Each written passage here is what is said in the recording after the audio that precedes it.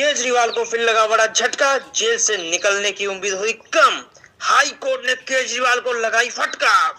Court ने केजरीवाल को डांट कर भगाया। हिंद दोस्तों, रोजगार वित्राम में आपका स्वागत है। रोजगार वित्राम महत्वपूर्ण टॉपिक आपके सामने प्रस्तुत करेगा। चर्चा के बिंदु क्या है? चर्चा के बिंदु दोस्त देखिए और इस फैक्ट को देखिए और समझिए। आज हमारे देश में केजरीवाल जी को गिरफ्तार किया गया है। कैसे गिरफ्तार किया गया? क्या नियम कानून क्या तोड़े उन्होंने? क्या नियम कानून फॉलो नहीं की? देखते हैं और समझते हैं। दोस्त, तुम मुझे चंदा दो, मैं तुम्हें धंधा दूंगा, और चंदा नहीं दिया तो मैं तुम्हें ईडी का फंदा दूंगा। देखिए साथी, चर्चा के बिंदु। धन शोधक निवारक अधिनियम 2002 यह क्या है? यह क्यों पारित किया गया? इसका मकसद क्या था? देखिए साथियों, समझिए इसका मकसद क्या था। यह 2002 ईस्वी में पारित किया गया एवं 2005 ईस्वी में लागू किया गया। ये दो फैक्ट आपको याद रखने हैं। यह 2002 में लाया गया एवं 2005 में यह नियम लागू किया गया। ये आपको मोस्ट फैक्ट में। इसका क्या मकसद था? यह भारत के संसद द्वारा पारित किया गया एक नियम था। भारत के संसद द्वारा पारित किया गया एक नियम था। इसका क्या मकसद क्या था? काले धन को सफेद धन होने से रोकना इसका प्रमुख मकसद था। काले धन को सफेद धन होने से रोकना इसका प्रमुख मकसद था। दोस्त, आपसे पूछ लिया जाएगा कि मनी लॉन्ड्रिंग का क्या मकसद था, आप बताएंगे काले धन से सफेद धन होने से रोकना ही इसका मकसद था। इसमें क्या है? इसमें जो धन शोधन से प्राप्त धन को राजसात जब्त करने का प्रावधान है। राज्य द्वारा जब्त करने का प्रावधान है। इसमें जो काला धन है वह राज्य द्वारा जब्त किया जाएगा, इसका प्रमुख मकसद है। देखिए, समझिए और याद करिए। नेक्स्ट, क्या है दिल्ली की शराब नीति? इसमें क्यों केजरीवाल जी गिरफ्तार होते चले गए? क्यों हुए गिरफ्तार?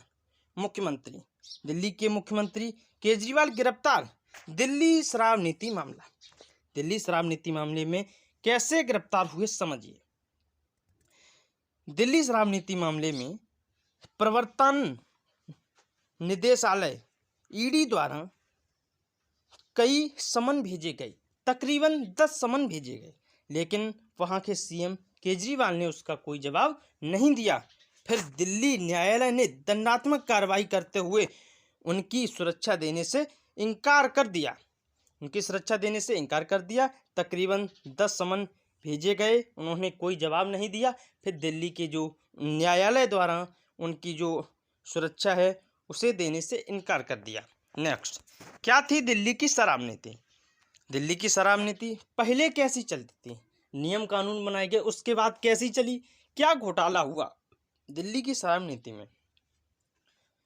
नवंबर 2021 से पहले क्या हुआ? 21 में नई नीति आई। पूर्ववर्ती नीति क्या थी? पूर्ववर्ती नीति में दिल्ली में शराब बिक्री का कार्य सरकार द्वारा किया जाता था। जैसे दूसरे राज्यों में किया जाता है वैसे ही यहाँ किया जाता था। रेट का जो निर्धारण सरकार करती थी। सभी कार्य सरकार द्वारा किए जाते थे। शराब के मामले में सभी कार्य सरकार करती थी। लेकिन नई नीति के तहत शराब नीति का निजीकरण किया गया एवं निजी दुकानों से शराब बिक्री की गई। शराब बिक्री निजी दुकानों के द्वारा कराई गई। इसमें मोस्ट इम्पोर्टेंट है साथी, पहले सरकार बेचती थी, सरकार की दुकानें थीं शराब वाली, लेकिन अब निजीकरण कर दिया गया, क्योंकि यहाँ अब सरकार का कोई मकसद नहीं है, मतलब नहीं है निजीकरण। स्वयं जनता को दुकानें खोलने का वो मिल गया प्रावधान, जनता दुकान खोल सकती है। देखिए साथी, दिल्ली को 32 जोनों में विभाजित किया गया एवं प्रत्येक जोन में 27 शराब की दुकानें रखी गई।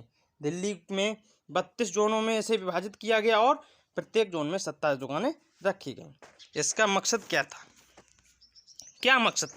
शराब माफिया और कालाबाजारी को समाप्त करना इसका मकसद था एवं राजस्व को बढ़ाना।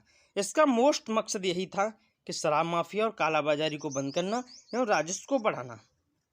दोस्त, यही इसका मोस्ट मकसद था एवं शराब की दुकानों का सामान वितरित सुनिश्चित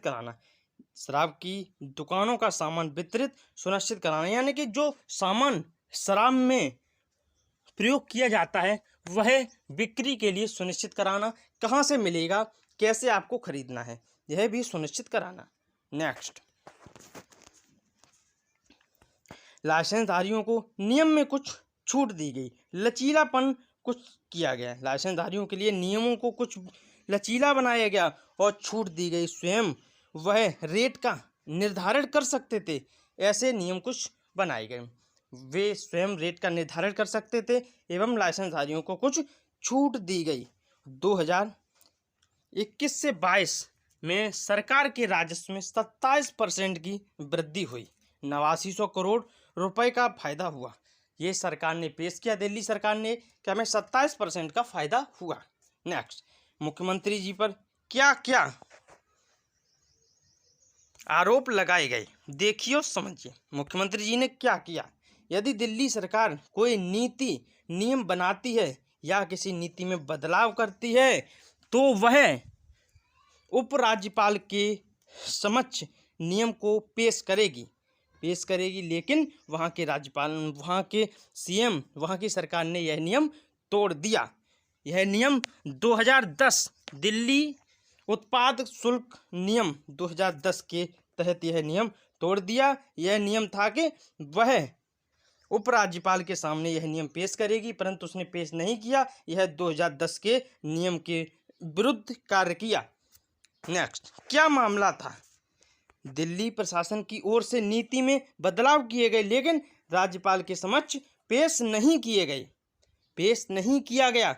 साथ ही मोस्ट इम्पोर्टेंट मामला तो यही है कि दिल्ली सरकार ने नियम बनाए पर राज्यपाल के सामने पेश नहीं किए। सरकार ने खुद ही इस पर मोहर लगा के नियम को पारित कर दिया और नियम लागू कर दिए। यही फैक्ट है मोस्ट। नेक्स्ट, लाइसेंस शुल्क पर 144.36 करोड़ रुपए की छूट की गई। मोस्ट इम्पोर्टेंट है, 144.36 करोड़ रुपए की छूट की गई, जिसके चलते तकरीबन 580 करोड़ रुपए का नुकसान हुआ। यह भी मोस्ट इम्पोर्टेंट है साथी, यह भी आपको देखना है। नेक्स्ट, इससे क्या रिपोर्ट मिली, रिपोर्ट देखते हैं। प्रशासन ने विदेशी शराब की दरों में संशोधन करके एवं बियर की प्रति पेटी 50 रुपए की शुल्क को हटा दिया। यह शुल्क सरकार ने वहां से कैंसिल कर दिया एवं लाइसेंसधारियों को इसका सीधा लाभ हुआ। सरकार को इसमें हानि हुई एवं लाइसेंसधारियों को यहाँ पर सीधा लाभ हुआ। 50 रुपए की छूट मिल गई, लाइसेंसधारियों को यहाँ पर सीधा लाभ हुआ। जो टैक्स या शुल्क लगता था एक पेटी पर, वहाँ पर 50 रुपए वहाँ से शुल्क लेना सरकार ने बंद कर दिया, जिससे लाइसेंसधारियों को और ज़्यादा लाभ हुआ। इससे विदेशी शराब बियर सस्ती हो गई एवं खजाने का नुकसान होने लगा, एवं सरकारी खजाने का नुकसान होने लगा।